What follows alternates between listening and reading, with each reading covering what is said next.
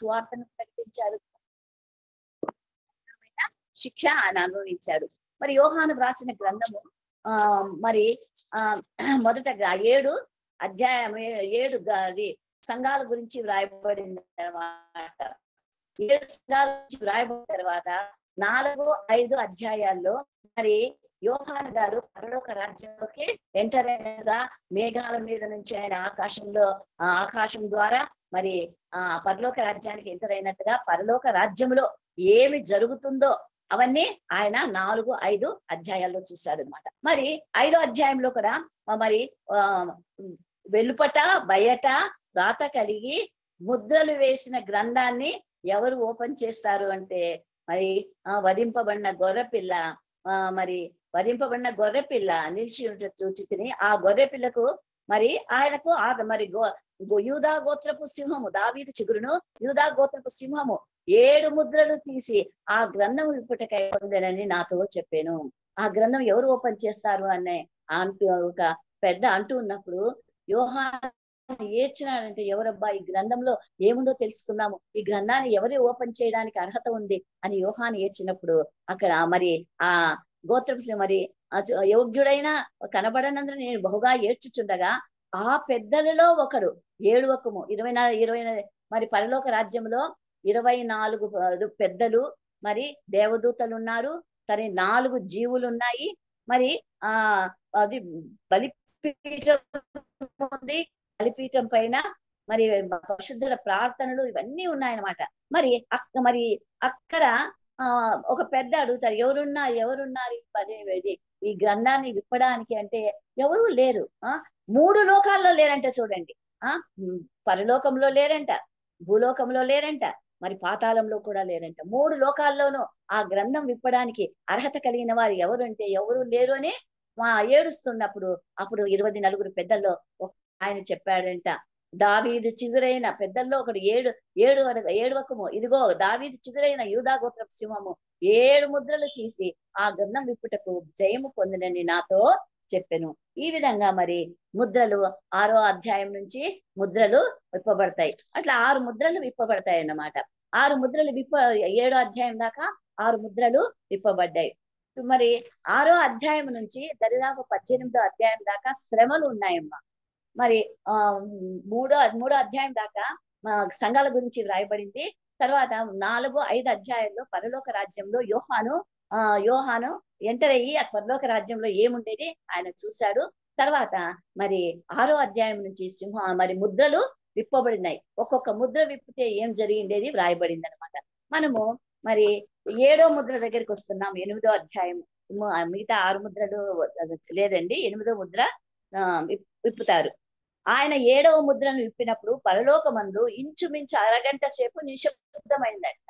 పరలోక రాజ్యంలో ఎలా ఉంటుంది అంటే నిత్యము చూడండి, 4వ అధ్యాయము 10వ వచనంలో 9వ వచనం నుంచి చదువుతాను. ఆ సింహాసనం మందు ఆసీనుడు యుగయుగములు జీవించుచున్న వానికి మహిమయు ఘనతయు కృతజ్ఞతాస్తుతులు కలుగును గాక అని ఆ జీవులు కీర్తించుచుండగా 24 పెద్దలు సింహాసనం మందు ఆసీనుడు వాని సాగిలపడి యుగయుగములు జీవించుచున్న వానికి నమస్కారం చేయొచ్చు, ప్రభువా మా దేవా అంటూ ఎప్పుడు స్తుతులకు మరి ఆయన స్తోత్రిస్తూ ఉంటారనమాట. మరి ఎప్పుడు గాని యెహోవా దేవుణ్ణి ఘనపరుస్తూ ఉంటారు. అట్లాంటిది మరి ఎప్పుడైతే 7వ ముద్ర ఓపెన్ చేశారో ఆ 7వ ముద్ర ఓపెన్ చేస్తేనే ఏమైపోయింది, అర్ధగంట సేపు పరలోక రాజ్యంలో మౌనం ఏర్పడిందంట. చూడండి, అరగంట నిశ్శబ్దముగా ఉండెను పరలోక రాజ్యంలో. ఇప్పుడు ఎవరున్నారు? యోహాను అక్కడికి పోయినాడు, యోహాను చూస్తున్నాడు. మరి 7వ ముద్ర విప్పినప్పుడు అది వధింపబడిన గొర్రెపిల్ల అయిన యూదా గోత్రపు సింహము 7వ ముద్రను విప్పినప్పుడు మరి అర్ధగంట సేపు ఏం జరిగిందంటే నెమ్మది అయిపోయింది అనమాట. అసలు సైలెన్స్ అయిపోయింది. మరి 7 దూతలను చూచి మరి నిశ్శబ్దముగా ఉండెను. అంతటా నేను దేవుని ఎదుట నిలుచు 7 దేవదూతలను చూశాడంట. యోహాను గారు ఎవరు చూస్తున్నారు? పరలోక రాజ్యంలో ఎప్పుడైతే మరి నిశ్శబ్దం అయిపోయిన తర్వాత ఆయన ఏం చూశాడంటే, అంతటా నేను దేవుని ఎదుట నిలిచి 7 దూతలను చూచి తిని వారికి 7 బూరలు ఇవ్వబడ్డాయి అన్నమాట. ఇప్పుడు పరలోక రాజ్యంలో కోట్లాది దేవదూతలను చూస్తున్నాడు, 24 పెద్దలు చూస్తున్నాడు, 4 జీవులను చూస్తున్నాడు, మరి ఇప్పుడు నా 7వ ముద్ర విప్పినప్పుడు ఆయన మరి 7గురు దేవదూతలు వచ్చారు. వారి చేతుల్లో ఏమున్నాయి? బూరలు ఉన్నాయన్నమాట. బూరల గురించి మనం తెలుసుకోవాలి అంటే కొన్ని రెఫరెన్సెస్ చెప్తాను, మీరు రాసుకోండి, నిదానంగా చూసుకోండి. సంఖ్యాకాండము 10వ అధ్యాయము 1 నుంచి 8 దాకా బూరలు గురించి వ్రాయబడింది. యుద్ధానికి ముందు పోయేటప్పుడు బూరలు ఊతారండి. ఇశ్రాయేలీలు నడిపించే టైంలో కూడా మరి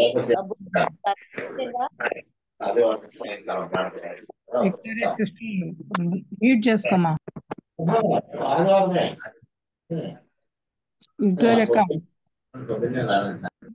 మీట్ లో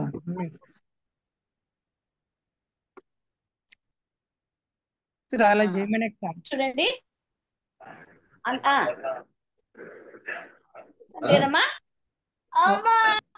ఎవరో మ్యూట్ ప్లీజ్ మ్యూట్ చేసుకోండి మా. అంతటా నేను దేవుని ఎదుట నిలిచి 7గురు దేవదూతలను చూచి తిని వారికి 7 బూరలు ఇవ్వబడ్డాయన్నమాట. మరి 7వ ముద్ర విప్పిన తర్వాత యోహాను గారు చూస్తుండగానే మరి 7గురు దూతలు కనిపించారు. 7గురు వాళ్ళ చేతిలో 7 బూరలు, ఒక్కొక్కరు ఒక బూర పట్టుకొని ఉన్నారు. ఈ రెఫరెన్స్ చెప్తాను, మీరు రాసుకోండి, నిదానంగా చూసుకోండి. సంఖ్యాకాండం 10వ అధ్యాయం 1 నుంచి 8 దాకా బూరల గురించి రాయబడిందండి. జఫన్యా 1వ అధ్యాయం 16వ వచనంలో కూడా ఉందండి. లేవి కాండం 25 8వ వచనం నుంచి 8వ వచనం నుంచి చదవండి. బూర గురించి ఉంది. ఎప్పుడెప్పుడు బూర ఊతారు, మరి రాజు పట్టాభిషేకం చేసినప్పుడు కూడా మరి బూరలు ఊడినట్టుగా రాజు చదువుతాం. మొదటి రాజుందం 1:5 కూడా మరి పట్టాభిషేకం చేసినప్పుడు బూరలు ఊడినారు. అంతేకాదు యూదా మరి ఎరికో గోడలు కూల్చడానికి కూడా బూరలు ఊదినారనమాట. పరిశుద్ధ గ్రంథంలో బూరలు ఉన్నాయి. ఆ బూరలు మరి ఇప్పుడు కూడా ఇక్కడ గ్రంథంలో కూడా మనకు బూరలను చూస్తున్నాం. 7 మంది దేవదూతలు బూరలు పట్టుకున్నారు. 3వ వచనం చదువుతున్నానండి. మరియు సువర్ణ దీపాన్ని చేత పట్టుకుని ఉన్న వేరొక దూత వచ్చి బలిపీఠం ఎదుట నిలువగా సింహాసనం ఎదుట ఉన్న సువర్ణ బలిపీఠం పైన పరిశుద్ధులందరి ప్రార్థనలు కలుపుటకై అతనికి బహు ధూప ద్రవ్యములు ఇయ్యబడెను. వేరొక దూత 7 మంది దూతలు కాకుండా మరొక దూత వచ్చాడు. ఏం చేశాడంటే బలిపీఠం ఎదుట సింహాసనం ఎదుట ఉన్న సింహాసనానికి యెహోవా దేవుడు సింహాసనంతో కూర్చొని ఉన్నాడు. ఆ సింహాసనానికి ఎదురుగా బలిపీఠం ఉంది. ఆ బలిపీఠం పైన ఏమున్నది అంటే పరిశుద్ధుల ప్రార్థనలన్నీ ఉన్నాయంట. మరి ఆ పరిశుద్ధుల ప్రార్థనలో కలుపుటకై ధూప ద్రవ్యములు ఇయ్యబడెను. ధూప ద్రవ్యములు అంటే మరి మనము ధూపము ఎలా వస్తుంది? సాంబ్రాణి ఇస్తే ధూపం వస్తుంది. ద్రవ్యం అంటే సాంబ్రాణి. ఇలాంటి ధూప ద్రవ్యములు మరి ఇవ్వబడినాయంటే ప్రార్థనలు. ప్రభు మరి ఆ బలిపీఠం మీద ప్రార్థనలు ఉన్నాయి. ఆ ప్రార్థనలేకి ఏమ కలపబడుతుంది? ధూప ద్రవ్యములు ఇవ్వబడెను. అప్పుడు ధూప ద్రవ్యములు పరిశుద్ధుల ప్రార్థనలతో కలిసి ఈ ధూప ద్రవ్యములు మరి బలిపీఠం మీద ఉండే పరిశుద్ధుల ప్రార్థనలు, మనం చేసే ప్రార్థనలు ఎక్కడికి పోవండి, యెహోవా దేవుని సన్నిధిలో మరి బలిపీఠం దగ్గర మన ప్రార్థనలన్నీ ఉన్నాయండి. ఆ ప్రార్థనలతో అప్పుడు ధూప ద్రవ్యములు పరిశుద్ధుల ప్రార్థనలతో కలిపి దూత చేతిలో నుండి పైకి లేచి దేవుని సన్నిధికి చేరిందండి. చూడండి. మరి ఇప్పుడు ఇది జరుగుతూ ఉంటుందేమో అనుకుంటున్నాను నేను పరలోక రాజ్యంలో. ఎందుకంటే మనము ప్రార్థనలు చేస్తూనే ఉన్నాం, మన ప్రార్థనలు జవాబులు వస్తూనే ఉన్నాయి కదా. కాబట్టి ఈ ధూప ద్రవ్యములతో మరి పరిశుద్ధుల ప్రార్థనతో కలిపినప్పుడు అదంతా యెహోవా దేవుని సన్నిధికి చేరిందంట. చేతిలో ఉండి పైకి లేచి దేవుని సన్నిధికి చేరెను. ఆ దూత ధూపార్తిని చేత పట్టుకొని బలిపీఠం పైన నిప్పులతో దానిని నింపి భూమి మీద పడవేసెను. ఈ బూరలు ఊదినప్పుడు శ్రమలు ఉన్నాయండి, భూమి పైన శ్రమలు అన్నమాట. మరి ఒక్కొక్క ముద్ర విప్పినప్పుడు మరి ఆ ముద్రల గురించి కూడా ఉంది. మరి మొదటి ముద్ర, రెండో ముద్ర మరి భూకంపం కలుగుతుంది, ఎన్నో శ్రమలు వస్తాయి. తెల్లని గుర్రం మీద కూర్చున్నవాడు అంత్యక్రీస్తు అన్నమాట. సమాధానంగా వచ్చినట్టు వస్తాడు, కానీ అసమాధానాన్ని మనుషుల్లో ఇది చేసి తన గుంపులుగా తన జనాంగాన్ని ఏర్పాటు చేసుకుంటాడు అంత్యక్రీస్తు. ఇవన్నీ మరి ఈ బూరల విషయంలో కూడా మరి ఈ శ్రమలకు ఒక్కొక్క బూర ఊదినప్పుడు భూమి పైన విడవబడిన వారు 4వ అధ్యాయం వచ్చినప్పుడే మరి సంఘాలు ఎత్తబడి ఉంటాయి. ప్రభువును నమ్ముకుని రక్షించబడిన వాళ్ళందరూ మరి ఎత్తబడి ఉంటారండి. విడవబడిన వాళ్ళకి ఏం శ్రమలు ఉంటాయో ఈ బూరలు ఊదినప్పుడంతా వారు అనుభవిస్తూ ఉన్నారన్నమాట. చూడండి, మరి ఆ ఈ ఈ దూత ఏం చేసింది? ధూపార్తితో ప్రార్థనలు కలిపి యెహోవా సన్నిధికి చేరినాయి. మరి ఆ దూత ఏం చేసింది? ఉం? దూత ఏం చేసినాడు అంటే బలిపీఠం పైన ఉన్న నిప్పులతో దానిని నింపి ధూపార్తిని తీసుకున్నాడు. మరి ఎంత పెద్దదో ఆ ధూపార్తి మనకు తెలియదు. ఆ ధూపార్తి నిండు నిప్పులు తీసుకున్నాడు. నిప్పులు తీసుకొని భూమి పైన పడవేయగా ఆ నిప్పులు ఆకాశంలో ఒక రాజ్యంలో నుంచి మరి ఆ పడేగా అదే భూమి పైన పడవేసినాడంట. పడవేయగా ఏం కలిగింది? భూమి పైన ఏం కలిగిందో చూద్దామండి. 5వ వచనం. ఆ దూత ధూపార్తిని తీసుకొని బలిపీఠం పైన ఉన్న నిప్పులతో దానిని నింపి భూమి మీద పడవేయగా ఏమున్నాయి? ఉరుములు వస్తున్నాయి, ధ్వనులు, మెరుపులు, భూకంపం కలిగిందంట. మరి ఇలా ఇవి జరగబోయే వాటిని మరి యోహాన్ గారు కళ్ళారా చూస్తున్నారు. మరి ఇది జరగబోయే ఎప్పుడైతే ఆ ధూపార్తి తీసుకొని భూమిపైకి నిప్పులు ఆ దేవదూత వేస్తాడో, ఆ దేవదూత వేసిన భూమిపైకి వేస్తూనే మరి ఉరుములు ఎక్కడ వస్తాయి? ఆకాశంలో ఉరుములు వస్తాయి. ధ్వనులు కూడా ఆకాశంలోనే వస్తాయి, మెరుపులు కూడా ఆకాశంలో వస్తాయి. ఇవన్నీ ఆకాశంలో కలుగుతూ ఉంటే ఆ ఉరుముల శబ్దానికి, ఆ మెరుపుల శబ్దానికి, ఆ మెరుపుల ధ్వనికి వీటన్నిటికీ మనిపోతున్నారు, భయపడుతున్నారు. అది చాలక భూకంపం కూడా కలుగుతుందంట. చూడండి, ఎప్పుడైతే నిప్పులు మరి భూమిపైకి వేశారో అప్పుడు భూకంపం కలుగుతుందంట. భూకంపం కలిగినప్పుడు భూమి కదులుతుందండి. భూమి కదిలినప్పుడు మరి ఎంతమంది జనాభా చనిపోతారో మనకు తెలియదు, మరి ఎంతమంది ఇదైతారో మనకు తెలియదు. భూమి చీల్చబడుతుంది, భూమి కదులుతుంది, పెద్ద పెద్ద బిల్డింగ్స్ అన్ని కింద పడిపోతాయి. మరి ఎంతమంది జన నష్టం కలుగుతుందో మనకు తెలియదు. ఆ జన నష్టం ఎవరు అంటే ప్రభువును విసర్జించిన వారు అన్నమాట. ప్రభువును ఇష్టపడని వారు. మరి ఇష్టపడి ఆయన రక్తం చేత కడగబడిన వారందరూ ఎత్తపడేస్తున్నారు. 4వ అధ్యాయానికి వచ్చే లోపల వాళ్ళందరూ 3వ ఆకాశంలో ఉన్నారనమాట. మరి ఇక్కడ విలువబడిన వాళ్ళ మరి భూకంపం కూడా కలుగుతుంది. ఇవి కలుగుతూ ఉన్నా కానీ ప్రజలంతా ఇది అది ప్రపంచమంతటా కలుగుతుంది. ఒక అది ఇజ్రాయెల్ దేశంలోనే కాదు, మరి ఇది దేశాలు ప్రపంచం అంతటా ఇది కలుగుతుంది. అందరూ ఏమనుకుంటారు? అక్కడ కలిగింది, ఇక్కడ కలిగింది అని అనుకుంటారే కానీ ఇది యెహోవా దేవుని శాపమని, కానీ యెహోవా దేవుడు తీర్పు అని కానీ చాలా మంది గ్రహించరంట ఆ టైంలో. ఇది భూకంపము కలిగేను. ఈ భూకంపంలో మనుషులంతా ఎంతమంది వినిపించట్లేదమ్మా. హలో, మీ వీడియో అన్నా ఆపుకోండి, మీ వాయిస్ అసలు వినపట్లేదు. హలో మా ఇప్పుడు వినిపిస్తుందా? హలో, వినిపిస్తుంది అక్క, వినిపిస్తుంది. ఆంటీ వినబడుతుందా? ఆంటీ మాకు వినిపిస్తుంది అక్క, మాకు వినిపిస్తుంది బాగా. నా వాయిస్ కూడా గట్టిగానే మాట్లాడతాను నేను. బాగా వినిపిస్తా ఉంది. మరి వినిపిస్తుంది కదక్క, మార్గరేట్ ఉన్నారు కదా, వినిపిస్తా ఉంది. 6వ వచనం చదువుతున్నానండి. ఇది చాలా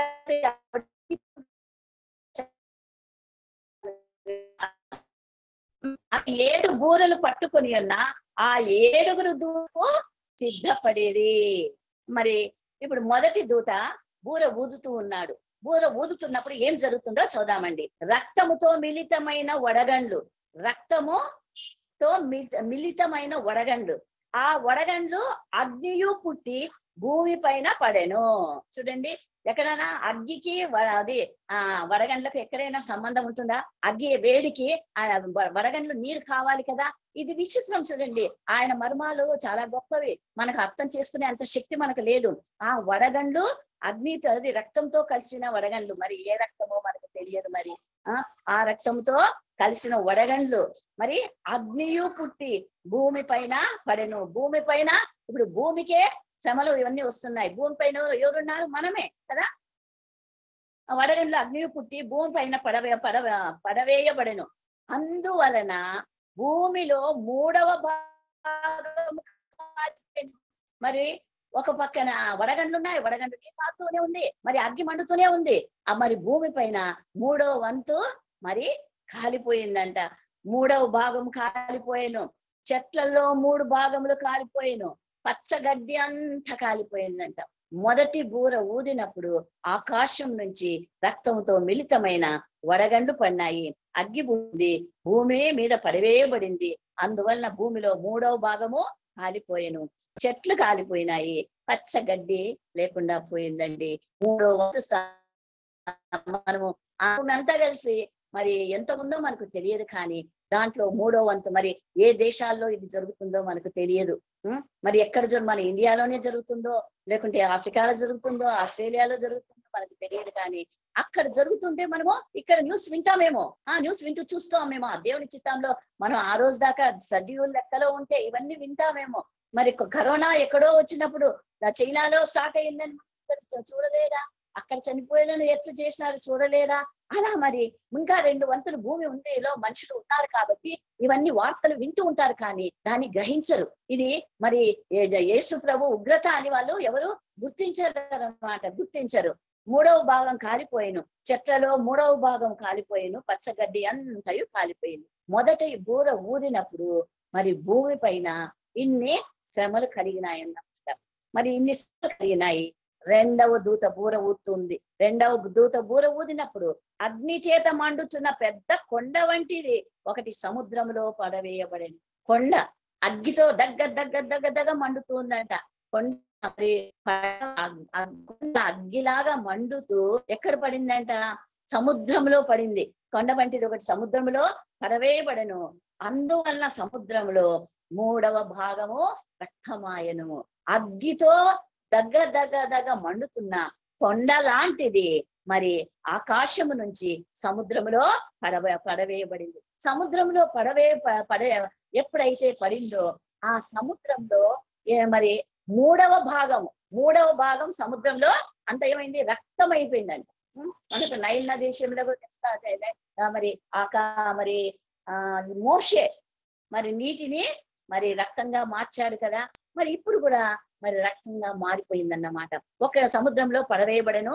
అందువల్ల సముద్రంలో 3వ భాగము రక్తమయ్యింది. 3వ భాగం రక్తమైతేనే అక్కడ ఉండే జీవులంతా ఏమైపోయినా చూద్దాం. సముద్రంలోని ప్రాణము గల జంతువులు 3వ భాగము చచ్చెను. మరి సముద్రంలో రకరకాల మరి నీటి జీవులు ఉంటాయి కదండి. ఆ జీవులన్నీ మరి 3వ వంతు చనిపోయినాయంట. పెద్ద పెద్ద చేపలు ఉన్నాయి కదా, మరి యోనాను మింగిన చేపలు ఉన్నాయి కదా, పెద్దవో ఉన్నాయి సముద్రంలో. దేవుడు సముద్రంలో మరి విచిత్రమైన జంతువులను మరి స్టార్ ఫిష్ అంట లోపల భూమిలో సముద్రం అడుగు బాగా ఉన్న అది వండర్స్ ఎప్పుడైనా మనం టీవీలో చూసామంటే వండర్స్, అప్పుడు సముద్రంలోని వండర్స్ చూపించినప్పుడు నేను కొన్ని చూసేదాన్ని. అప్పట్లో భూమి లోపల అదే సముద్రం లోపల ఎన్ని జీవులు ఉంటాయో, రకరకాల జీవులు ఉంటాయి అన్నమాట. ఉన్నాయి. మరి అవన్నీ ఏమైపోయినాయి? 3వ భాగము చచ్చిపోయినాయి. ఎప్పుడైతే అగ్గితో మండుచున్న కొండ సముద్రంలో పడిందో అవి చనిపోయినాయి అన్నమాట. తర్వాత ఓడలలో 3వ భాగం చనిపోయినాయి. మరి ఓడలు ఉన్నాయి, స్టీమర్లు ఉన్నాయి. మరి ఒక దేశం నుంచి ఒక దేశానికి సంచారం చేసేటివి.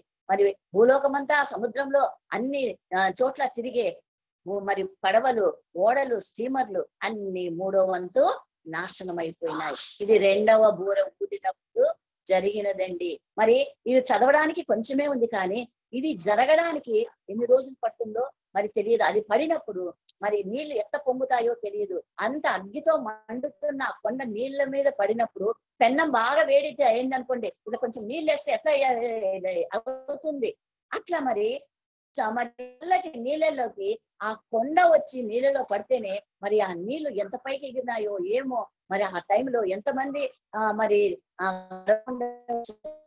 తెలియదు. అవన్నీ 3వ వంతు మరి సముద్రంలో 3వ వంతు, పడవల్లో 3వ వంతు, మరి ప్రాణం మరి సముద్రంలో జంతువుల్లో 3వ వంతు అందరూ మరి నాశనం అయిపోయినారు. ఓడలో 3వ భాగము నాశనం అయిపోయినారు అన్నమాట.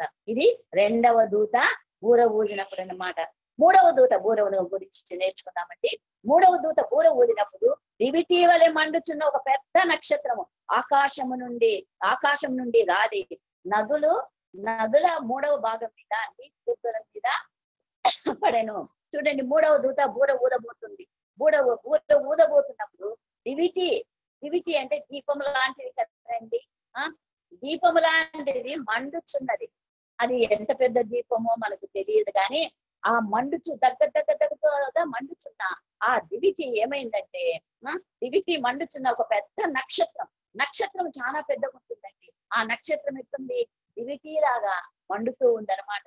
అది ఆకాశము నుండి రాలి మూడవ భాగం మీద నీటి బుగ్గల మీద పడేది.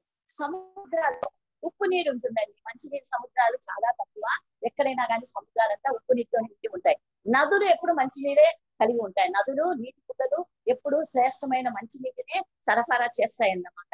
ఇప్పుడు ఈ నక్షత్రము లాంటి దివికి ఏమైంది, నదుల మీద పడింది అనమాట. నదుల మీద పడిన మూడవ భాగం మీద నీటి బుగ్గల మీద పడింది. ఇప్పుడు మంచి నీళ్ళన్నీ మరి ఏమైపోతున్నాయి, చేదుగా మారిపోతుంది అనమాట. 11వ వచనం, ఆ నక్షత్రం అని పేరు. మాచపత్రి మనము మోష సమయంలో కూడా మరి నీళ్లు చేదుగా అయిపోయినాయి. అవన్నీ మనం చదివాము, మనకు తెలుసు. మరి ఇప్పుడు జరగబోయేది, అవి జరిగిపోయినాయి. ఇప్పుడు జరగబోయేది ఈ నక్షత్రం అయితే ఎప్పుడైతే మంచి నీటి నదుల మీద పడుతుందో మరి ఆ నీరంతా ఏమైపోతుంది, చేదన్నమాట. ఆ విధంగా అందువల్ల నీళ్ళలో మూడవ భాగము మాచపత్రి ఆయన నీళ్ళంతా, నదుల నీళ్ళని మూడో వంతు మరి చేదైపోయినాయి అనమాట.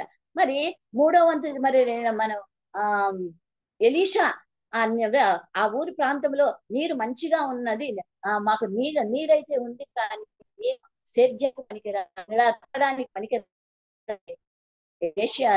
ఏం చేస్తుంది, ఉప్పు ఒక కుండలో ఉప్పు వేసి ఆ ఊట దగ్గర పెట్టినప్పుడు ఆ నీరు మంచిగా మారిపోయింది కదా. మరి అది మనము రాజుల గ్రంథంలో చదువుతాము. నీళ్లు చేదైపోయినందున మనుషులలో అనేకులు చచ్చిపోయినారు. ఆ నీళ్లు తాగి మరి మనుషులు ఎంతో మంది చచ్చిపోయినారు. ఒక్క మనుషులేనా, జంతువులు ఎన్నిపోయినాయో మనకు తెలియదు కానీ ఆ నీరు తాగిన తర్వాత మరి ఈ విధంగా మరణము అందరికీ ప్రాప్తించింది అనమాట. పోయినందున నీటి వలన మనుషులు అనేకులు చచ్చిరి. మరి ఎప్పుడైతే దివిటీలాగా నక్షత్రము ఆకాశం నుంచి నదుల మీద పడిందో ఆ నదులలోని నీరంతా మరి మాచపత్రి లాగా చేదుగా మారిపోయినాయండి.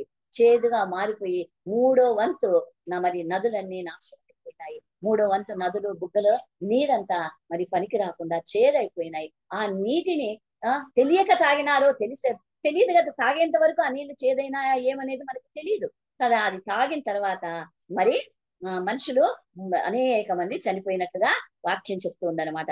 అనేకులు చచ్చిరి. మరి ఇది మూడవ బూర అయిపోయింది. ఇప్పుడు 4వ బూర 12వ వచనం నుంచి చూద్దామండి. 4వ దూత బూర ఊదినప్పుడు సూర్య చంద్ర నక్షత్రములలో 3వ భాగము చీకటి కమ్మెను. మరి సూర్యుడు చంద్రుడు నక్షత్రాల్లో 3వ వంతు చీకటి కమ్మిందంట.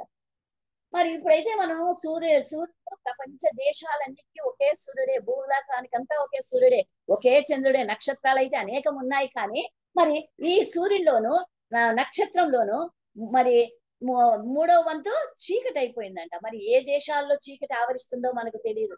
ఒకవేళ మనం ఉండే ఇండియా వైపే మరి ఆ చీకటి ఆవరిస్తే మనం చీకట్లో ఉండాల్సి వస్తుంది. మరి ఆ సూర్యుడు చంద్రుడు మరి 3వ భాగము చీకటి కమ్మును. మరి ఆ చీకటి కమ్మినప్పుడు చూడండి, మనం ఎండ లేకుంటే ఉండలేము కదా. 4 రోజులు వరుసగా వర్షం వచ్చిందనుకో ఎంత విసుక్కుంటామో. అదే ఎండకాలం అబ్బా ఎండ అంటామే కానీ మరి ఎండలోనే మనం ఆరోగ్యంగా ఉంటాం. ఎండలోనే మనకి ఎన్నో మంచి పనులు మనం చేసుకోగలం అనమాట. అదే వర్షాలు వచ్చి మరి ఎక్కడ చూసినా బురదగా ఉంటే చాలా విసుక్కుంటాం. మనుషులు కూడా ఆరోగ్యంగా ఉండరు. ఆ చలి దానికి మనుషుల్లో కూడా అనారోగ్యమే వస్తుందన్నమాట. ఇప్పుడు ఏమైంది, 4వ దూత బూర ఊదినప్పుడు సూర్య చంద్ర నక్షత్రంలో 3వ భాగము చీకటి కమ్మింది. 3వ వంతు చీకటి కమ్మింది. పగటిలో 3వ భాగము ప్రకాశపడుతున్నట్టు చూడండి. పగటి వేళ సూర్యునిలో 3వ వంతు ప్రకాశించలేదు, చీకటి అయిపోయింది. చీకటి అయిపోతే ఇంకా ఆ దేశాలన్నీ చీకటిలో ఉంటాయి. మరి ఏ దేశము మీద పడుతుందో మనకు తెలియదు కానీ ఆ చీకటి మరి దేశంలో చీకటి ఉంటుంది అనమాట. పగటి కాలంలో ఉంటుంది. 3వ భాగము సూర్యుడు ప్రకాశించకుండాడు. రాత్రిలో 3వ భాగం చంద్ర నక్షత్రములు ప్రకాశపడుతున్నట్టు భాగములు మరి కొట్టబడును. మరి చంద్రుల్లో కూడా 3వ వంతు నల్లగా అయిపోయింది. నక్షత్రాల్లో కూడా 3వ వంతు నల్లగా అయిపోయింది అనమాట. మనకు నక్షత్రాలు చిన్నగా కనిపిస్తాయి కానీ అవి చాలా పెద్ద సైజులో ఉంటాయండి. వాటిలో 3వ వంతు చీకటిగా అయిపోతాయి. ఇది ఎప్పుడు 4వ బూర ఊదినప్పుడు ఇది జరుగుతుంది. మరి ఇది జరిగేటప్పుడు మనం ఉంటామో ఉండమో తెలియదు కానీ ఆయన రాకడ మరి సమీపంగా ఉంది. ఎందుకంటే మనం ప్రకటన గ్రంథంలో ఇంకోటండి, మత్తయి సువార్త 24, 25 అధ్యాయాలలో యేసు ప్రభు జరగబోయేటి చెప్పాడు. అప్పుడు శిష్యులందరికీ చెప్పాడు. శిష్యులందరికీ చెప్పినప్పుడు వాళ్ళు అంతగా గ్రహించలేదు.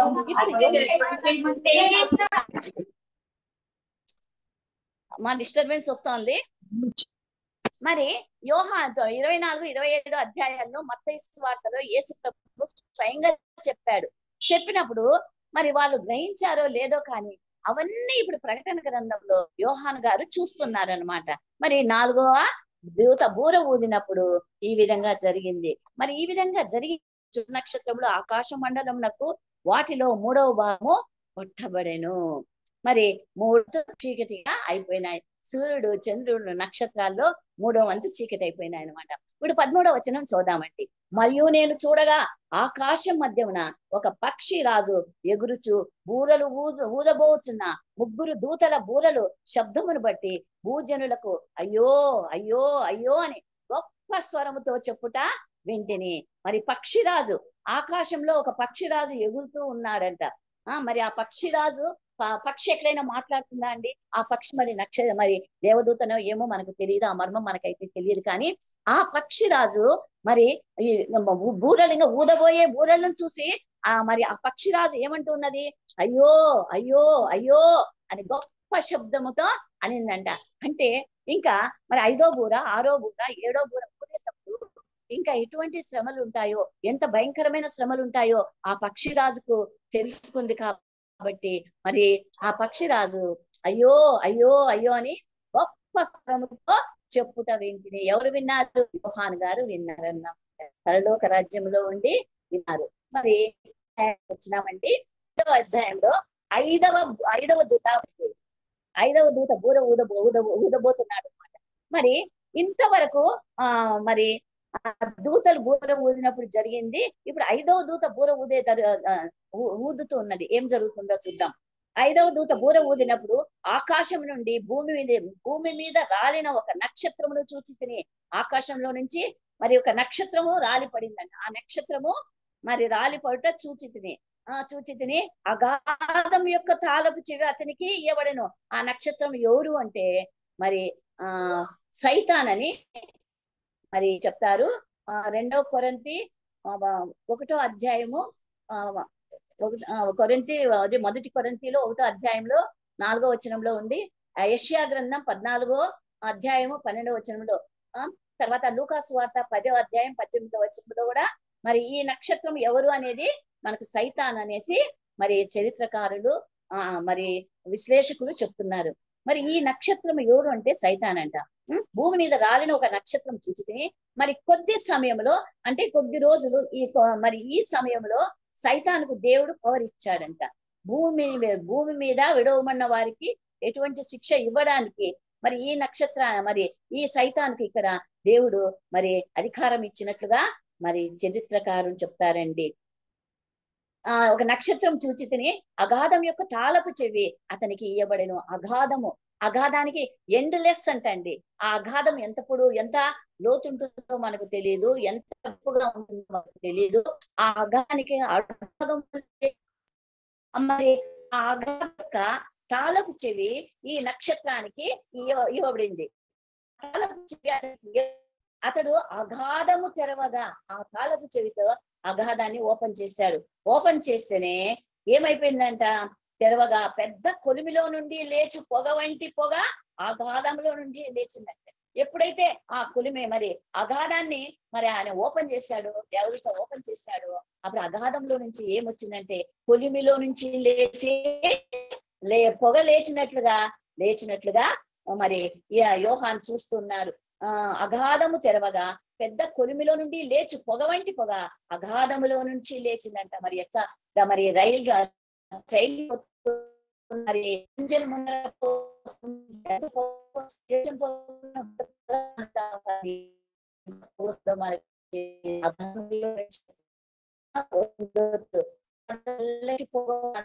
మరి ఎంత స్పీడ్ గా వస్తుందో భూమిలో నుంచి కొలిమిలో నుంచి మరి కొలిమిలో పొగ వచ్చినట్లుగా అగాధంలో నుంచి వస్తుంది. అగాధానికి ఎండు లేదంట, దానికి అడుగు లేదంట.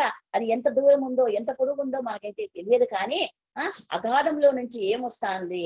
అగాధంలో పొగ సూర్యుని వాయుమండలమును కప్పేసింది. ఇప్పుడు 3వ వంతు సూర్యుడు ఆల్రెడీ నల్లగైపోయినాడు. మరి ఇప్పుడు ఈ పొగ వచ్చి ఉండే వెలుతురిస్తున్న ఆ సూర్యుని కూడా కప్పేసింది. అంతేకాదు వాయుమండలం అంటే దక్షిణ ఉత్తరంలో వాయువు ఉంది కదా, వాయువు మరి వాయుమండలం అంతా చీకటి అయిపోయింది. ఆ పొగ పోయి ఆ గాలిలో అంతా చేరుకునుందండి. ఆ గాలిలో చేరుకున్న తర్వాత ఆ గాలిని పీలిస్తే ఎంత నష్టం కదా మనకు, మన అన్ని తెలిపోతాయి కదా. మరి ఆ చీకటి అయిపోయింది. ఆ గాలి నిండుకు మరి ఎటువంటి పొగను అది తెలియదు. కార్బన్ డైఆక్సైడ్ తెలియదు. కార్బన్ డైఆక్సైడ్ ఎక్కువ పీలిస్తే మనుషులు చచ్చిపోతారు కదా. ఏ ఆయువో తెలియదు, ఏ పొగనో మనకు తెలియదు. కానీ మరి మరి గాలి నిండుకు మనం మంచి ఆక్సిజన్ పీలుస్తున్నాం. ఆక్సిజన్ పీల్చి అక్కడ కార్బన్ డైఆక్సైడ్ వదులుతున్నాము. మనకు చెట్ల నుంచి మరి ఆక్సిజన్ వస్తూ ఉన్నది, పీల్చుకొని ఆక్సిజన్ విడుదల చేస్తున్నాయి. మరి సృష్టిలో ఆక్సిజన్ ఉంది కాబట్టి నువ్వు నేను ఆక్సిజన్ లేక చనిపోతాం. కరోనా సమయంలో ఆక్సిజన్ కరువైంది, ఆక్సిజన్ సిలిండర్స్ దొరకలేదు, ఎంత కష్టపడ్డారు. మరి అటువంటి ఆ గాలిని ఏమైపోతుంది? నల్లగా మరి అగాధములో నుంచి వచ్చిన చీకటి కమ్మెను. ఆ పొగలో నుండి మిడతలు భూమి మీదకి వచ్చెను. ఆ పొగలో నుంచి ఏమొస్తున్నాయంట? మిడతలు వస్తున్నాయంట. చూడండి, మరి మిడతలు భూమి మీదకి వచ్చెను. భూమిలో ఉండు తేళ్లకు బలం ఉన్నట్లు వాటికి బలం ఇవ్వబడను. మరి మిడతలకు ఎటువంటి బలం ఉందంటే తేళ్లకు ఉండే అంత బలం ఉందంట. చూడండి, ఒక తేలు కొరికితేనే మనం ఎంతో బాధపడతాం, ఎంతో పడతాం. ఆ నొప్పికి మనం తట్టుకోలేము. కానీ ఇక్కడ ఈ మిడతలకు తేళ్లకు ఏ విధంగా కొరికితే ఎంత బలం, ఎంత మనుషులను బాధపడతారో, ఎంత వేదన చెందుతారో అట్లాంటి బలము ఈ మిడతలకు ఇవ్వబడిందంట. చూడండి, ఇవి ఎలా ఉన్నాయో చూస్తాం. ఆ తేళ్లకు బలం ఉన్నట్లు వాటికి బలం ఇవ్వబడెను. 4వ వచనం, మరియు నొసళ్ళ యందు దేవుని ముద్ర లేని మనుషులకే తప్ప భూమిపై ఉన్న గడ్డికైనను ఏ మొక్కకైనను మరి ఏ వృక్షములకైనను హాని కలుగ చేయకూడదానికి వాటికి ఆజ్ఞ ఇవ్వబడెను. మనం 7వ అధ్యాయంలో చూస్తే ముద్ర వేయబడిన వాళ్ళు 1,44,000 మంది ఉన్నారు. ముద్ర వేయబడిన వారు 1,44,000 మంది ఈ భూమి పైన ఉన్నారు. అన్ని వంశాల్లో ఉన్నారు. మరి దాను వంశంలోను ఎఫ్రాయిం వంశంలో మరి 12 గోత్రాల దేవి వాళ్ళకు ముద్ర వేయబడింది. మిగతా గోత్రాలందరికీ యూదా గోత్రం, గాదు, ఆషేరు, మనష్షే, షిమ్యోను, ఇస్సాకారు, జెబూలూను, యోసేపు, బెన్యామీను గోత్రంలో వేశారు. కానీ మరి దాను గోత్రము మరి తర్వాత ఎఫ్రాయిం గోత్రంలో లేదు. వాళ్ళకు మాత్రము ముద్ర వేయబడలేదు. అంటే వాళ్ళలో ఒక్కరు కూడా నీతిమంతులు లేరేమో, అందుకే ముద్ర వేయబడలేదు. మరి ఇక్కడ ఈ 5వ దూరం ఈ ముద్ర ఎవరైతే భూలోకములో వేసుకున్నారో వాళ్ళను మాత్రము ఈ మిడతలు ఎట్టి పరిస్థితుల్లోనూ వాళ్ళను మరి ఏ హాని చెయ్యవన్నమాట. మనుషులకు తప్ప భూమి పైన గడ్డికైనాను చెయ్యవు. మరి గడ్డిని మిడతలు ఏం చేస్తాయి? గడ్డి కదండి. అది హబక్కూకు గ్రంథంలో 50 గ్రంథంలో మనం ఈ మిడతల గురించి చదువుతాం కదండి. ఆ మిడతలకు రాజు లేడు, కానీ అవి గుంపులుగా ఒక్కసారి వచ్చింటే లక్షల కొలదిగా వస్తాయండి. లక్షల కొలది వచ్చి మరి ఆ మిడతలు పంట పొలాల మీద పడి ఆ పంట పొలాలను నాశనం చేస్తాయి. మరి దేశాల్లో అది జరుగుతుంది. ఒక 2-3 మన భారతదేశంలో మిడతలు వచ్చి ఈ విధంగా చేసినాయి అని అక్కడెక్కడో మరి నార్త్ సైడ్ అనుకుంటా అవి మిడతలు పంటలు నాశనం చేసినాయి అనేసి మనము 2-3 సంవత్సరాల క్రితము చదివినాము. మరి మిడతలు ఏం చేస్తాయి? చెట్లను తింటాయి, గడ్డిని తింటాయి, పంటలను తింటాయి.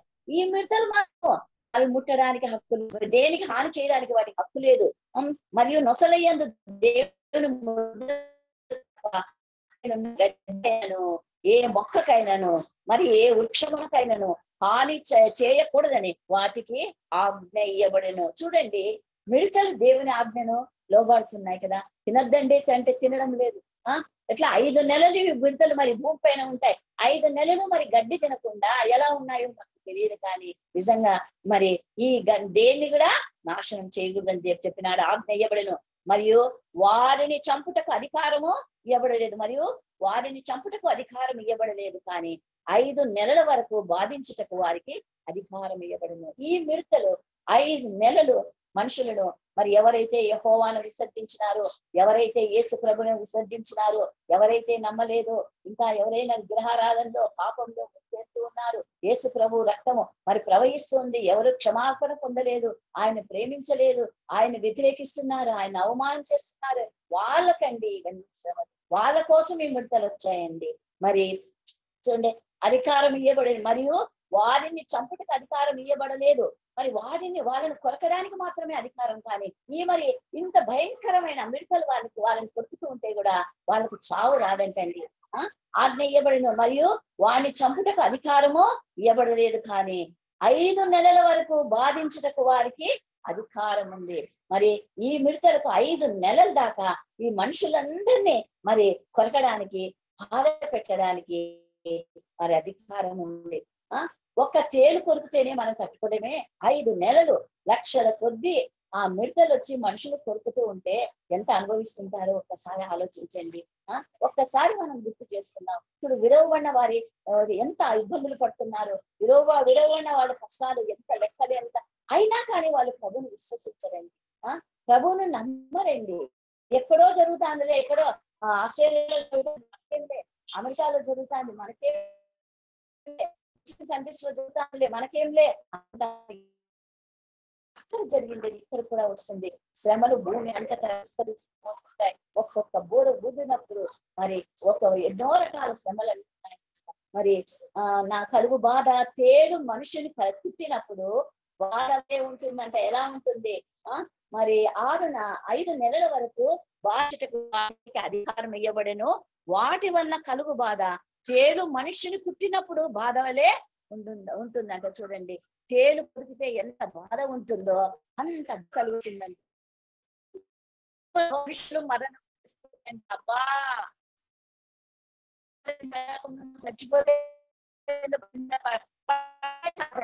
కాలు చేతులు ఇరిగిపోయినా గానీ మరి మనిషి బతుకుతాడంట. ఎంత గొప్ప సంగతి కదా. చావనే తప్ప వెళ్ళిపోయింది, ఇప్పుడు చావనే తీసేసినారు. ఎప్పుడైతే 5వ దూత బూర ఊదినప్పుడు మనుషులకు చావు అనేది చావు. మరి ఇప్పుడు ఎక్కడ చూడండి, దినానికి ఎంతో మంది చచ్చిపోతూ ఉంటారు. ఎన్నో మరి ఒక దినంలోనే మన క్రైస్తవ సమాజ తోటలోనే ఆ దినానికి 3, 4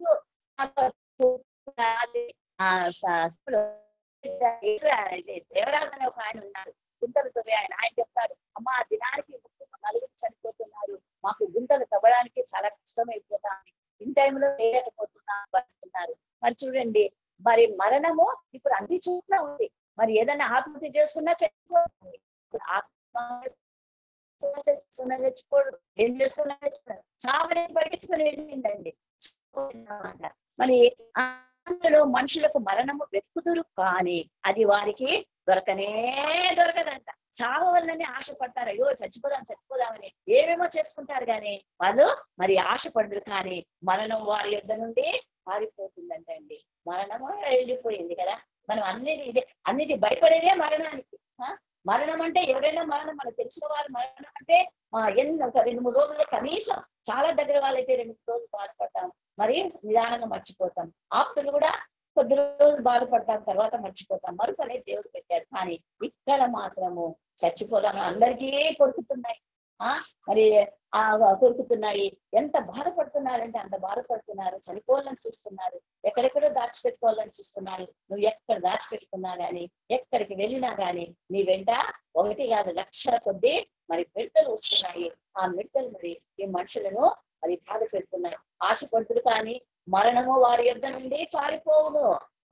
ఆ మిడతలు రూపం ఎట్లా ఉంటుందంటే చూడండి, ఆ మిడతలు ఎలా ఉంటాయండి, మనం మామూలుగా చూస్తున్నాం కదా, 2 మరి రెక్కలు ఉంటాయి, దానికి చిన్న ఉంటుంది, ముందర ఫేస్ మామూలుగా మిడతలు అలాగే ఉంటుంది, చిన్న నోరు అది ఉంటుంది. కానీ ఈ మిడతల రూపం ఎలా ఉందో మనం చూద్దామండి. ఆ అర్పణలో మనుషులు దొరకనే దొరకదు. చావలనే ఆసుపత్రులు కానీ మరణం వారి యుద్ధ పోను. ఆ మిడతలు రూపము యుద్ధములకు సిద్ధపడిన గుర్రములను పోలి ఉన్నాయంట. అబ్బా, మిడతలు ఎలా ఉన్నాయి? గుర్రాన్ని పోలినట్టుగా ఉన్నాయంట. యుద్ధానికి వెళ్ళేది మరి గుర్రాలు యుద్ధంలో భయపడవండి. మరి ఎట్లా యుద్ధం జరుగుతాంటే ఎంత కఠినమైన యుద్ధం జరిగినా గాని ఎప్పుడు గాని అవి భయపడవు. మరి ముందుకు వెళ్తే యుద్ధం అవి మాత్రం వెనక్కు రావు. మరి యుద్ధము అంటే యుద్ధానికి చిహ్నం అన్నమాట. మరి ఎట్లా ఉన్నాయి ఈ మిడతలు? మరి రూపము యుద్ధములకు సిద్ధపరచబడిన గుర్రములను పోలి ఉన్నాయంట. యుద్ధానికి వెళ్ళే సింహ మరి గుర్రములాగా ఉన్నాయి, గుర్రములు పోలి ఉన్నాయి. బంగారం వలె కిరీటం వంటిది వాటి తల మీద ఉండెను. బంగారం లాగా కిరీటము ఆ మిడత పైన. వాటి ముఖంలో మనుష్య ముఖంలో ముఖం ఎలా ఉంది? మనుషుల లాంటిదంట. కిరీటం ఉందంట. తర్వాత మరి గుర్రములను పోలి ఉన్నాయంట. తన ముఖము ఉంటవి. స్త్రీల తల వెంట్రుకల వంటి వెంట్రుకలు వాటికి ఉండెను. మరి మనకి ఎలా హెయిర్స్ ఉన్నాయో మరి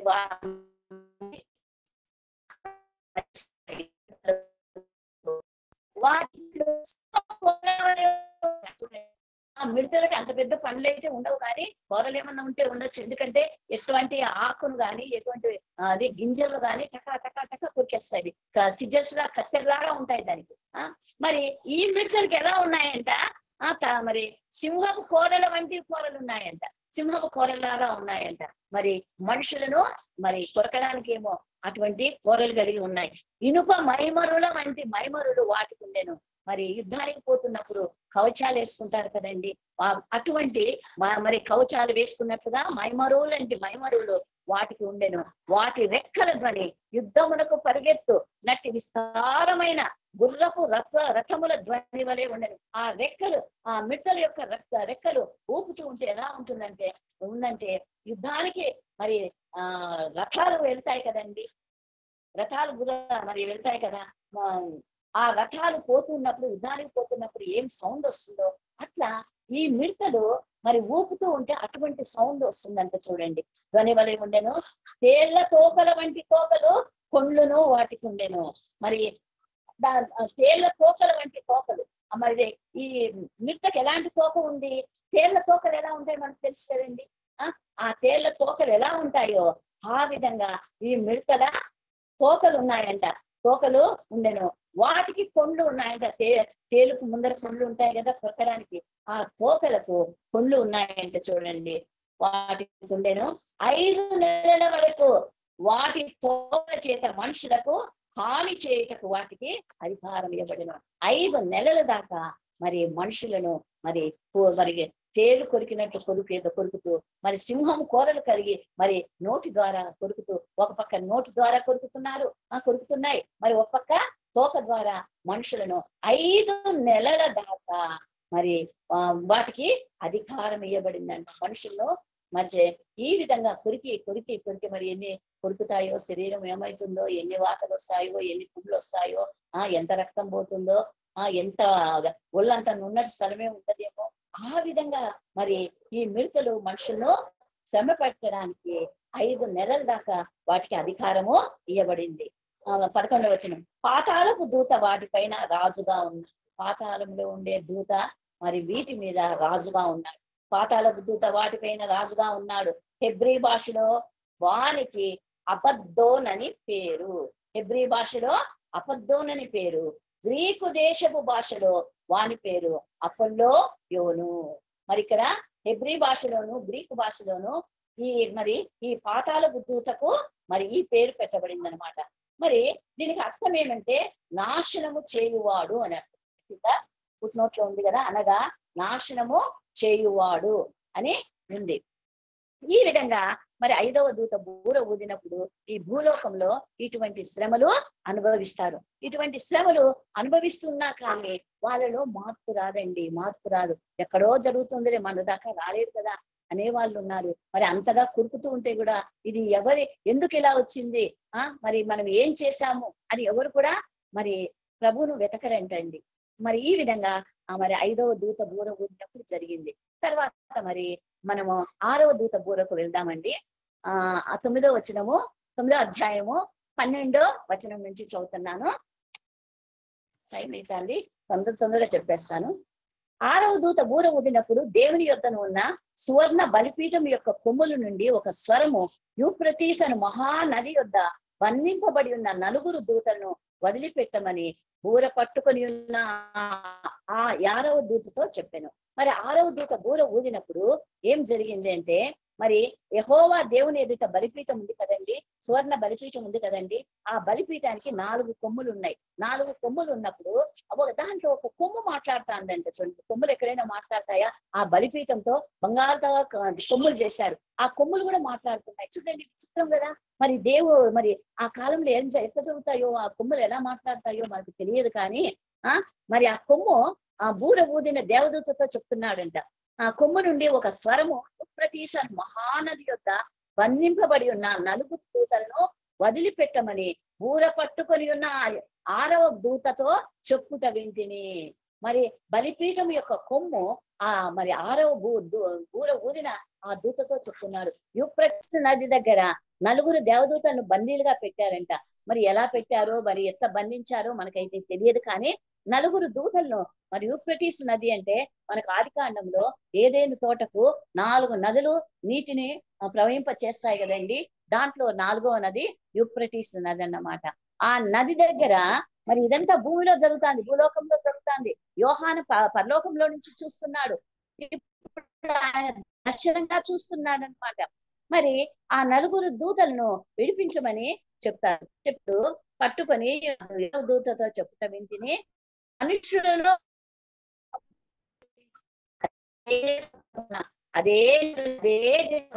అదే గంటకు సిద్ధపరచబడి ఉండిన ఆ 4 దూతలు పెట్టబడిరి. యూఫ్రటీస్ నది దగ్గర బంధింపబడిన దేవదూతలను మరి వదిలిపెట్టారు. వదిలిపెట్టినప్పుడు ఈ దూతల ద్వారా భూమి పైన 3వ వాళ్ళను సంహరించేస్తారు. ఇప్పుడు మనుషుల మీద డైరెక్ట్ వచ్చేసింది. మరి ఏ సంవత్సరమున ఏ నెలలో అదే దినమున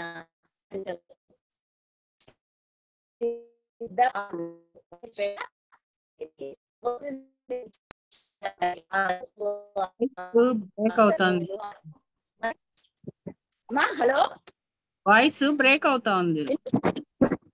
అవునా? హలో, ఇప్పుడమ్మా అట్లే వస్తా ఉంది. హలో, బ్రేక్ అవుతా ఉంది వాయిస్.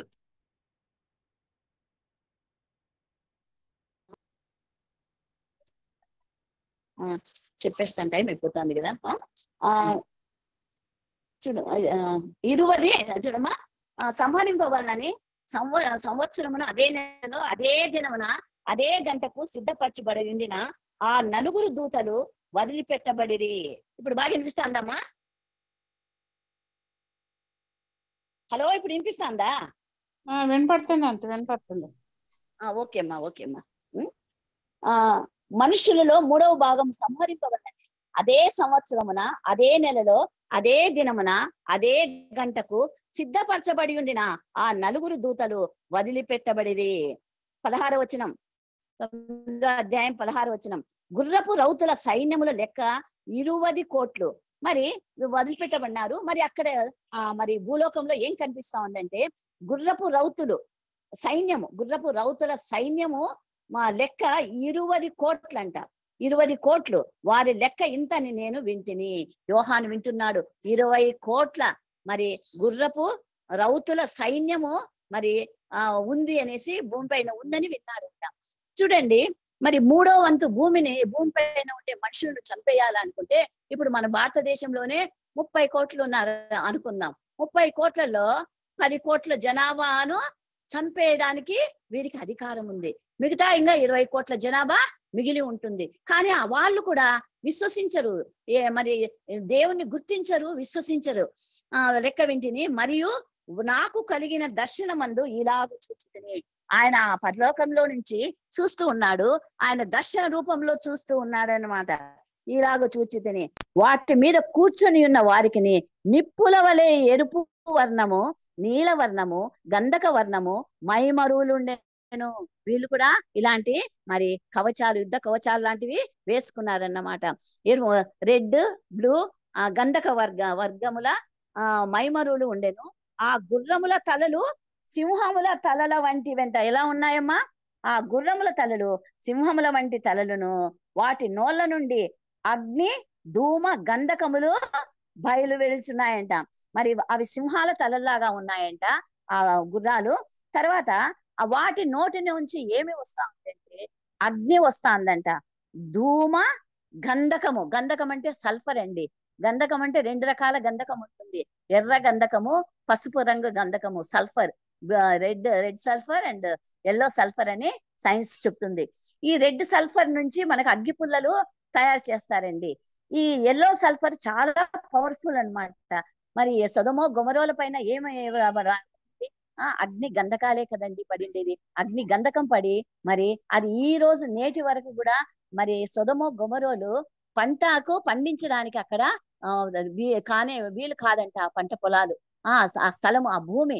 మరి అటువంటి గంధకము మరి వాటి నోటి నుంచి వస్తుందంట. అగ్ని గంధకములు బయలు వెలుచుకొను. ఆ మూడు దెబ్బల చేత, అనగా వీటి నోళ్ళ నుండి బయలు వేల్చున్న అగ్ని గంధకముల చేత మనుషులలో 3వ భాగం చచ్చినారంట. మరి మరి గుర్రములు వెళ్తూ ఉంటే వాటి నోటి నుంచి అగ్గి, తర్వాత గంధకం వస్తుంది. గంధకం గాలి తగిలే కొద్దీ మండే లక్షణం దానికి. గంధకాన్ని దీంట్లో కూడా ల్యాబ్ లో కూడా చాలా జాగ్రత్తగా దాన్ని ఐస్ లో పెట్టి దాన్ని ప్రిజర్వ్ చేస్తారు. మరి ఇప్పుడు వాటి నోటి నుంచి గంధకం బయట వస్తా అంటే మరి ఉఫ్ఫని వస్తా అంటే అది అగ్గి దగ్గ మండుతూ ఉందంట. మరి ఆ మంటకు మనుషులలో 3వ భాగము చంపబడ్డారు. ఆ గుర్రముల బలము వాటి నోళ్ళ యందుండెను. ఆ గుర్రాల బలము నోళ్లలో ఉంది. గుర్రాల బలము నోళ్లలో ఉండెను. వాటి తోకల యందునూ ఉన్నాయి. వాటి తోకల్లో కూడా బలం ఉంది. ఇప్పుడు మిడతలకు తోకలకు ఎలా మరి ఉన్నిందో అట్లా వీటికి కూడా బలం ఉందంట. చూడండి, ఎందుకనగా వాటి తోకలు పాముల వలె కలిగి ఉన్నాయంట. మరి ఈ గుర్రాలకు ఎలా ఉంటాయండి తోకలు? వెంట్రుకలతో కలిసి ఉంటాయి కదా. దానికి పోనీటై, ఇప్పుడు మనం కూడా పోనీటైలు వేసుకుంటాం. అది ఎక్కడి నుంచి వచ్చింది? గుర్రపు తోక నుంచి దాని పేరు వచ్చింది, పోనీ టైల్ అనేసి. మరి ఈ గుర్రాలకు మామూలుగా వెంట్రుకలు ఉంటాయి, కానీ ఈ గుర్రానికి ఎట్లా ఉందంట? పాముల వలె ఉన్నాయంట. ఆ గుర్రాల యొక్క తోకలు పాముల వలె ఉండి ఆ పాము తలలు కలిగినందున వాటి చేత అవి హాని చేస్తున్నాయన్నమాట. ఒకవైపున మరి పాములు కొరికినట్లు కొరికి మనుషులను విషపూరితం చేసి చంపేస్తున్నాయి. నోటి నుంచి వస్తున్న అగ్గి గంధకముల చేత ఆ మనుషులను 3 వంతుల భూమి పైన 3వ వంతు మనుషులను చంపేస్తున్నాయంట. మరి ఒక్క ఇండియాలోనే 10 కోట్లు అంటే ఇంకా ప్రపంచమంతటా కలిపితే ఇంకెంత అవుతుందో మరి జనాభా మనకు తెలియదు. ఈ విధంగా దెబ్బల చేత మిగిలిన జనులు చూడండి వాటి తోకలు ఎందును ఉన్నది. ఎందుకనగా వాటి తోకలు పాము వలె ఉండి తలలు కలిగినవైనందున వాటి చేత అవి హాని చేయొచ్చు 3వ వంతు మనుషులను మరి హాని కలగజేస్తున్నాయి. 20వ వచనంలో చూద్దామండి, 9వ అధ్యాయము. ఇవన్నీ మనుషులు చూస్తూ ఉన్నా కానీ వారిలో చూడండి ఎంత మూర్ఖంగా ఉన్నారో మనుషులు. ఆ దెబ్బల చేత చావక మిగిలిన జనులు దయ్యములను చూడను, వినను, నడువను, శక్తి లేనివై బంగారు, వెండి, కంచు, రాయి, కర్రలతో చేయబడిన తమ హస్తకృతములైన విగ్రహములను పూజింపకుండా విడిచిపెట్టనట్లు మారు మనస్సు పొందలేదు. ఎంత భయంకరం కదా! ఇన్ని శ్రమలు అనుభవిస్తున్నా కానీ మరి క్రీస్తు నమ్ముకున్న బిడ్డలందరూ ఎత్తబడినప్పుడు వాళ్ళకు మరి పక్కింట్లో క్రైస్తవులు ఉంటారు, ఎదింట్లో క్రైస్తవులు, వీళ్ళంతా ఎక్కడ పోయినారబ్బా? వీళ్ళందరూ ఈ శ్రమలు అనుభవించలేదు, మనకే ఈ శ్రమలు అనుభవిస్తున్నాయని గ్రహించే వాళ్ళు లేరేమో. మరి లేకుండా ఉంటారేమో ఆ సమయంలో.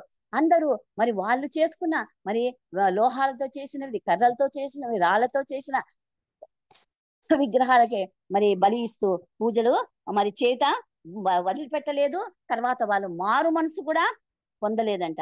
మరియు తాము చేయుచున్న నరహత్యను, మాయమంత్రములను, జార చోరత్వములను చేయకుండానట్లు వారు మారు మనసు పొందిన వారు కాదు. ఇన్ని శ్రమలు అనుభవిస్తూ కూడా వాళ్ళు నరహత్యలు చేస్తున్నారంట, మాయామంత్రాలు చేస్తున్నారంట, జార చోరత్వములు చేస్తూ ఉన్నారంట. ఇవి చెయ్యకూడదు అని వారికి మారు మనసు పొందని వారంట. చూడండి ఎంత మనుషుల్లో మార్పు రాకుండా ఉంది. మరి వాటిని నమ్ముతున్నారే కానీ జీవం గల దేవుణ్ణి వాళ్ళు తెలుసుకోలేకపోతున్నారు.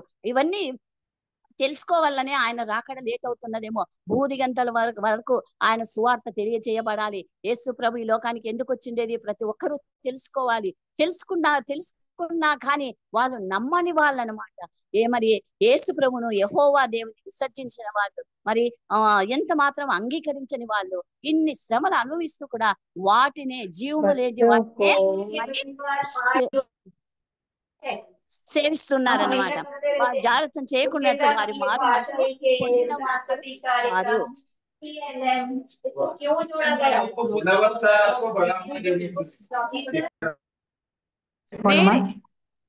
మేరీ వాళ్ళు పెట్టుకున్నారు. ఈ విధంగా మరి 6వ ముద్ర విప్పినప్పుడు ప్రజలు ఈ విధంగా ఉంటారు కానీ మారు మనసు పొందలేదండి. హలో అమ్మా, 7వ బూర మరి 11వ అధ్యాయానికి వస్తాను, ఇంకా అయిపోజేసేస్తాను. 11వ అధ్యాయంలో మరి ఇక్కడ అది 7వ ముద్ర 15వ వచనం నుంచి ఉంది. 7వ దూత బూర ఊదినప్పుడు పరలోకములో గొప్ప శబ్దం పుట్టిందంట. 7వ బూర ఆ దేవదూత ఊదినప్పుడు పరలోకంలో గొప్ప శబ్దం పుట్టింది. అక్కడ మనము మరి 8వ అధ్యాయంలో 7వ ముద్ర విప్పినప్పుడు సైలెన్స్, నెమ్మది, అర్ధగంట సేపు మరి కామ్గా అయిపోయింది. కానీ ఇక్కడ 7వ దూత బూర ఊదినప్పుడు పరలోకంలో గొప్ప శబ్దం పుట్టిందంట. ఆ శబ్దము ఈ లోక రాజ్యములు, మన ప్రభు రాజ్యమును, ఆయన క్రీస్తు రాజ్యము ఆయన. మరి ఇప్పుడు అంతా అధికారం అంతా ఎవరికి వచ్చేసింది? యేసు ప్రభుకు అధికారము వచ్చేసింది అనమాట.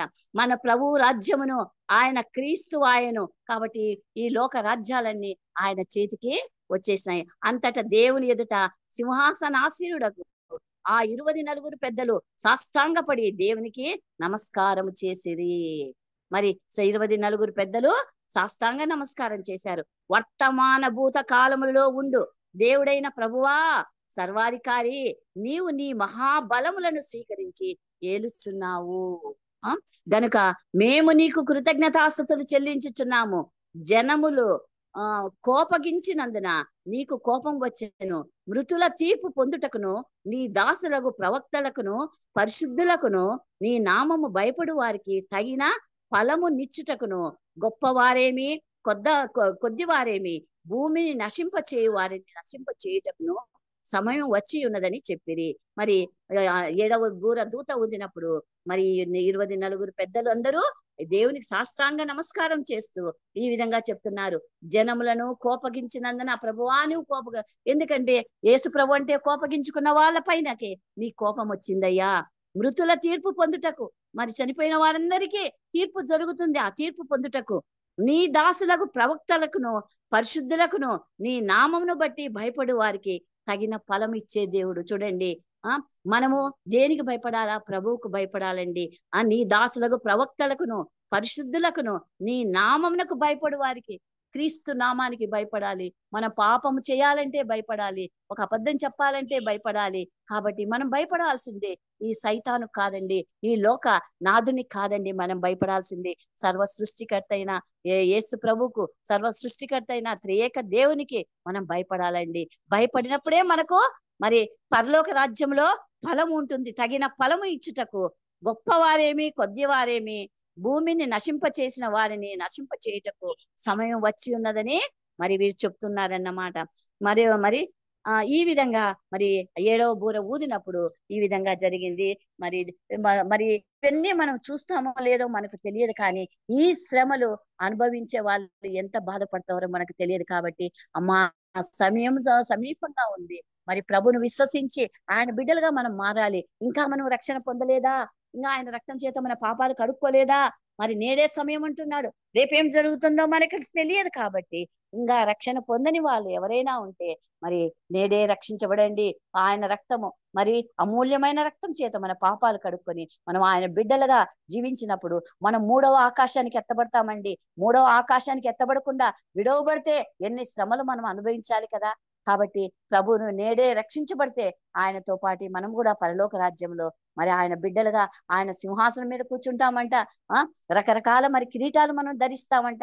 మహిమా కిరీటము, సువర్ణ కిరీటము, వాడబారని కిరీటము, ఎన్ని కిరీటాలు ఉన్నాయో అవన్నీ మరి ఎవరికి ఏ కిరీటం వస్తుందో, ఎవరి క్రియలను బట్టి ఏ కిరీటం మనకు వస్తుందో మనకు తెలియదు. కాబట్టి మన జీవితము మరి ఎన్ని ఏళ్ళు బతుకుతామో మనకు తెలియదు.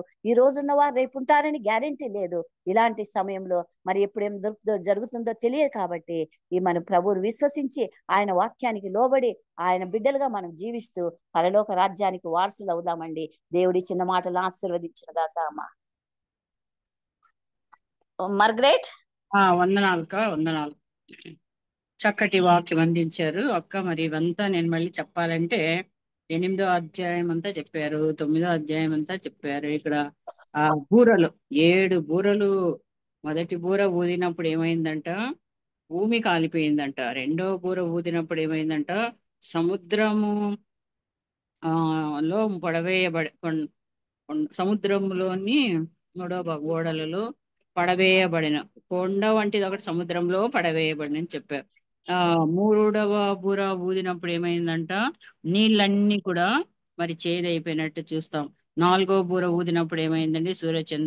చంద్రులో ప్రకాశింపకున్నట్లు చీకటి వచ్చేసిందండి. మరి 6వ బూర ఊదినప్పుడు మిడతలు వచ్చేసినాయి. మిడతలు వస్తే ఏం జరుగుతుందో అంతా మనం అక్కడ చూసాము. తర్వాత 5వ బూర ఊదినప్పుడు మరి ఇక్కడ 2 శ్రమలు గతించారు. మొదటి శ్రమ ఇదిగో మరి 2 శ్రమలు అటు తర్వాత వచ్చును శ్రమలండి. తోకలు 6వ బూర ఊదినప్పుడు ఆ తోకలు ఎలా ఉన్నాయని చెప్తున్నారు. ఆ పాము లాంటి తలలు ఉన్నాయి ఆ తోకకు అని. మరి ఇవన్నీ కూడా 6వ బూర గురించి. మరి తర్వాత 7వ బూర గురించి చెప్పినప్పుడు ఇది ఎన్నో అధ్యాయము? 11వ అధ్యాయంలో 15వ వచనంలో పరలోకంలో గొప్ప శబ్దం పుట్టింది అంటాడు. అయితే 8వ అధ్యాయంలో అయితే 7వ ముద్ర విప్పినప్పుడు అక్కడ నిశ్శబ్దం ఉండింది. కానీ ఇక్కడైతే 7వ బూర ఊదినప్పుడు ఏమొచ్చిందంట? పరలోకంలో గొప్ప శబ్దం వచ్చింది. అక్కడ సంతోష శబ్దం అంట. మా సంతోషంతో ఎందుకంటే రాజ్యం అంతా ఆయనదైంది కదా, ఆయన హస్తగతమైంది కాబట్టి సంతోషకరమైన శబ్దం. అదే ప్రభు రాజ్యం ఆయన, క్రీస్తు రాజ్యం ఆయన యుగ యుగముల వరకు ఏలున నేను. అప్పుడు 24 పెద్దలు సాష్టాంగపడి దేవునికి నమస్కారం చేసి వర్తమాన భూత భవిష్యత్ కాలంలో ఉండు దేవుడవైన ప్రభువా సర్వాధికారి, నీవు నీ మహాబలమును స్వీకరించి ఏలుచున్నావు కనుక మేము నీకు కృతజ్ఞతాస్తుతులు చెల్లించుతున్నాం. ఇలాగ మరి 7 బూరల గురించి మరి చెప్పబడినాయండి. ఇవన్నీ కూడా మరి యోహాను చూచినట్టుగా మనం చూస్తున్నాం. అయితే ఇవన్నీ ఎప్పుడు జరుగుతాయి అని అంటే మన అక్క సంఘం ఎత్తబడి ఉంటది కదా.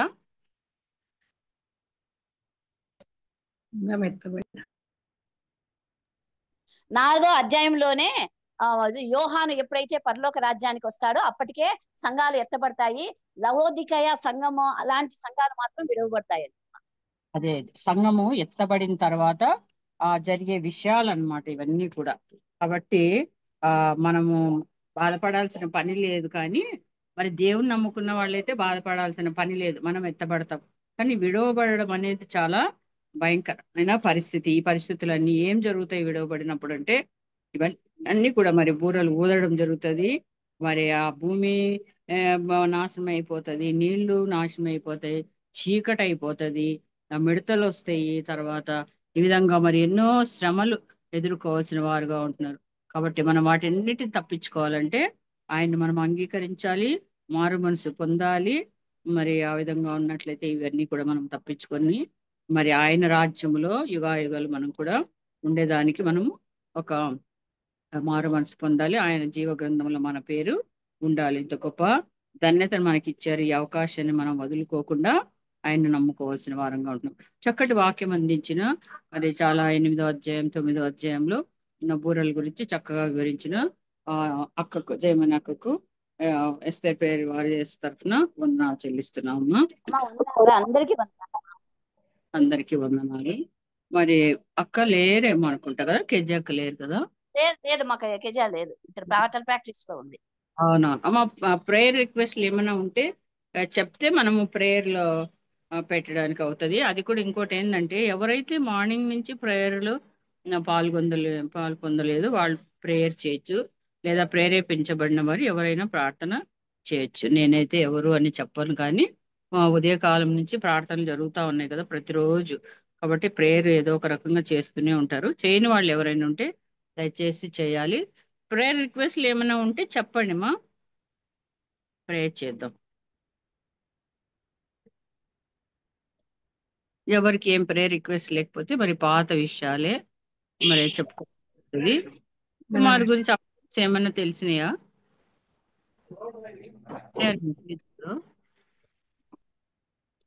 అమ్మా నేను కొండమని మా తమ్ముని భార్య గురించి ప్రార్థన చేయండి అమ్మా. వాళ్ళు పక్కన ఉన్నారు. తమ్ముని భార్య వాళ్ళ ఫ్యామిలీ కదా, తమ్ముడు భార్య వాళ్ళిద్దరు వేరు వేరు ఉన్నారు. మన మీటింగ్స్ ఇంకా మన మీటింగ్ రిట్రీట్ అదే స్త్రీల కూడికలు ఉన్నాయి కదమ్మా, మన 29 తారీఖు 30 తారీఖు గాస్పుల్ అసెంబ్లీలో. వాటి కోసం ప్రార్థన చేయండి. వారంగా చక్కగా మీటింగ్స్ జరగాలి. మనం ఎంతో మేలు పొందాలి మీటింగ్స్ ద్వారా. ఏ కొరత లేకుండా దేవుని సన్నిధి మనము అనుభవించాలని ప్రార్థన చేయండి. అలాగే VBS కూడా మరి 2, 3, 4 తారీఖుల్లో మా సంఘంలో ఉంటుంది. దానికోసం కూడా భారంగా ప్రార్థన చేయాలి. చిన్న పిల్లలు మరి చిన్న వయసులోనే దేవుని తెలుసుకోవడం ప్రార్థన చేయండి.